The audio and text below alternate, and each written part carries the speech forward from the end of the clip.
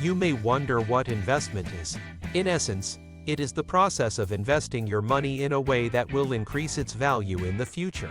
Consider it a method to put your money to work for you rather than letting it collect dust in your bank account or under your mattress. Over time, you can observe it blossom and flourish. Sounds really incredible, no? However, why do you even need to invest? You understand how crucial it is to have a consistent and stable source of income if you want to fulfill your financial objectives, such as buying a house, starting a business, or retiring comfortably. Stay tuned as we go into great detail about the investment.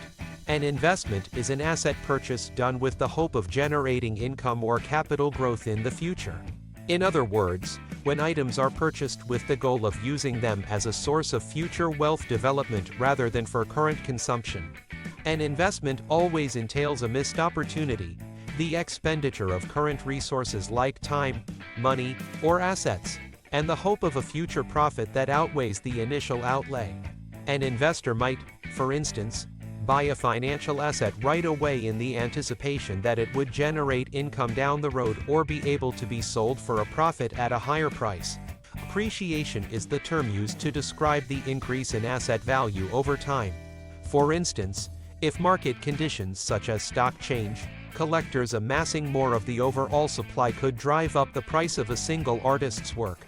Making immediate changes, such as purchasing property and refurbishing it to raise its worth. Objectives of investment. Reasons for embarking on an investment can vary and may include any of the following. 2. Secure savings. When making investing selections, many investors give top priority to protecting their cash. With certain investments, you can prevent the degradation of your hard-earned money. Invest your savings in these products or plans to avoid outliving them. You may protect your money in both a regular savings account and government bonds. Even though the returns here can be lesser, it is still easy to achieve the goal of protecting one's investment. Growing investment. Investors frequently hope to build a sizable corpus over time. Typically, capital growth is a long-term goal meant to safeguard people's financial futures. Among the best investment options for generating growth are real estate, mutual funds, commodities, and stock. These solutions may carry a sizable amount of risk, but they also frequently carry a sizable amount of potential gain.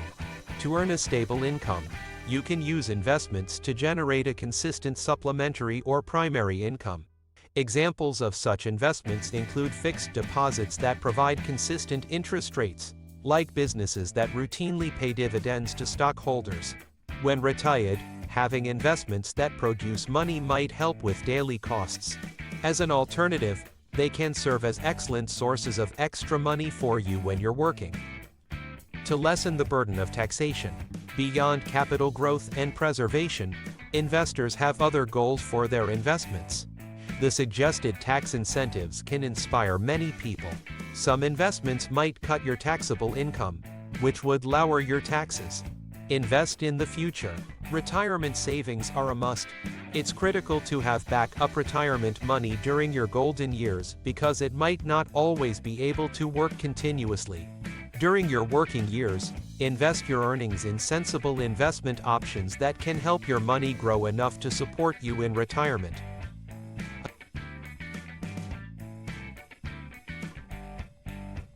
Achieve your financial goals. You can invest to achieve both your short and long-term financial goals without a lot of stress or effort. For instance, certain investment alternatives provide short lock-in times and significant liquidity. These investments are the best tools for safeguarding your money. Saving for short-term goals like starting an emergency fund or paying for home upgrades is a good idea. Investment and risk. The likelihood that an investment may lose money or perform poorly can be used to determine the risk involved. When there is more risk present, there may be a bigger chance of loss or underperformance. High-risk investments are those that are more likely to result in losses. Due to the possibility that the company may not be able to repay their investment, trash bonds have higher risk rates than typical bonds. Investments with comparatively low failure rates are those that present little danger of loss. Investments with relatively minimal risk include assets such as government bonds and dependable indices like the S&P 500. Types of investment: stock/an ownership stake in a public or private corporation is represented by a share of stock. Shareholders may be eligible to receive dividend payments derived from the company's net profit if they own stock. Its value may increase and be sold for financial gains as the business grows and more investors show an interest in purchasing its stock. Common stock and preferred stock are the two main stock classes to invest in.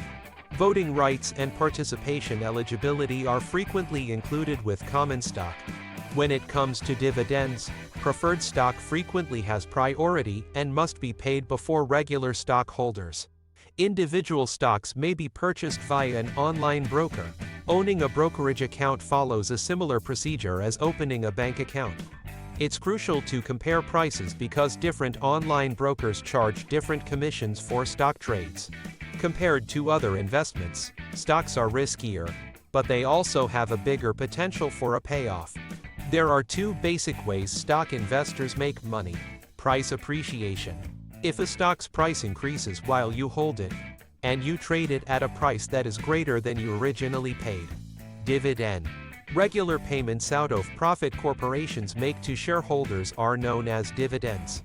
Even while not all equities pay dividends, those that do usually do so once every 3 months. Bond. A bond, also referred to as fixed income security, is a form of debt security that represents a loan made by an investor to an enterprise or the government. When you purchase a bond, you give the bond issuer permission to use your funds in return for the promise of receiving a fixed interest rate. Treasury bills, municipal bonds, corporate bonds, and government securities are examples of bonds. The annual interest rate payable on a bond is given as a percentage of the face value, and is paid out from the issuance date until maturity. This is known as a coupon or coupon payment. Bonds balance risk and return, like many other assets. Bonds with a lesser risk usually have lower interest rates. Bonds with greater risks generally offer high rates in return for the investor foregoing some level of security. Types of bond. Government bond. One of the safest investing options is Treasury bonds, which have been guaranteed by the federal government. These bonds' lower interest rates are their negative side. Treasury bonds, bills, notes, bonds come in a variety of forms with different maturities, as well as Treasury inflation-protected securities, or TIPS. Municipal bonds. State, local, county, and other non-federal governments issue municipal bonds, commonly known as munis.